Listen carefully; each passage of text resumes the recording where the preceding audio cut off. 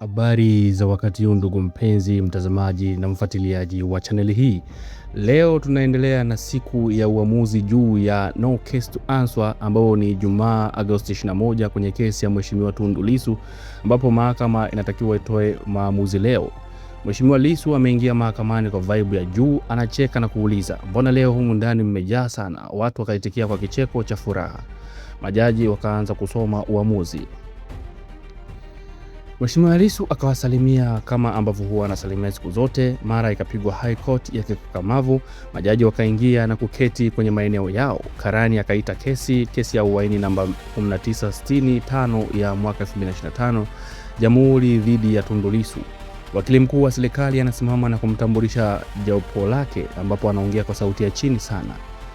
Leo Katuga ni junior, kuna senior wake wa kike anaongoza jopo na anasema wako tayari kupokea uamuzi. Jaji akasema mshtakiwa. Mheshimiwa Lissu akasimama na kusema, "Mheshimiwa majaji, mimi niko tayari. Tunasubiri majaji wasome uamuzi wao."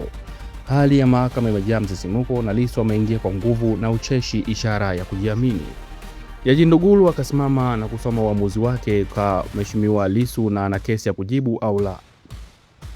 Mtakiwa anashtakiwa kwa kosa la uhaini kinyume na kifungu namba 32B cha kanuni ya adhabu. Jamhuri wameeleza kwenye hati ya mashtaka kuwa Aprili 3 mwaka 2025, akiwa kwenye utiifu ndani ya Jamhuri ya Muungano wa Tanzania, alitengeneza nia ya kutenda kosa la jinai na alitamka na kuchapisha maneno yafuatayo. Jaji akayarudia maneno ya kukinukisha kama yalivyo kwenye hati ya mashtaka. Upande wa mashtaka uliita mashahidi 17, DCP George, Inspector Kaaya, Inspector Libaliki. Shahidi wa kificho ni P4, P5, P7 na P8. Kuna Geoffrey, kuna P4, tena kuna P7, kuna P3 na P9, kuna DC Amani, ACP Mahamba, na shahidi wa 17 alikuwa ni P. Namba P zote ni mashahidi wa kificho. Mashahidi wote wa jamhuri walieleza kwa mshtakiwa alitengeneza nia ya kuzuia uchaguzi kwa nia ya kuitisha serikali. Baadhi ya mashahidi wa kificho walieleza namna walivyohamasika na maneno ya Lissu ya Aprili 3 mwaka 2025, na shahidi wa 17 alieleza kuwa alikuwepo siku ya mkutano siku maneno yalipotamkwa. Jamhuri walifunga ushahidi wao na mahakama iliandika kuwa jamhuri wamefunga ushahidi na jamhuri walionyesha nia ya kujibu, kueleza kuwa mshtakiwa ana kesi ya kujibu na mshtakiwa alikuwa wa kwanza kutoa hoja zake kuwa hana kesi ya kujibu.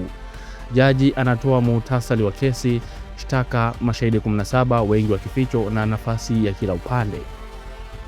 Mshtakiwa alikanusha kabisa kuwa hana kesi ya kujibu na alielekeza mahakama katika kanuni na maamuzi mbalimbali kama vile shauri la Lamanrali versus Jamhuri ya mwaka 1937 na Mulimi versus Jamhuri ya mwaka 1967 na kesi nyingine zilizoandikwa au kutumiwa na mahakama. Jaji anaeleza kuwa hata jamhuri walikubaliana na kanuni hizo na mahakama inaunga mkono kanuni hizo.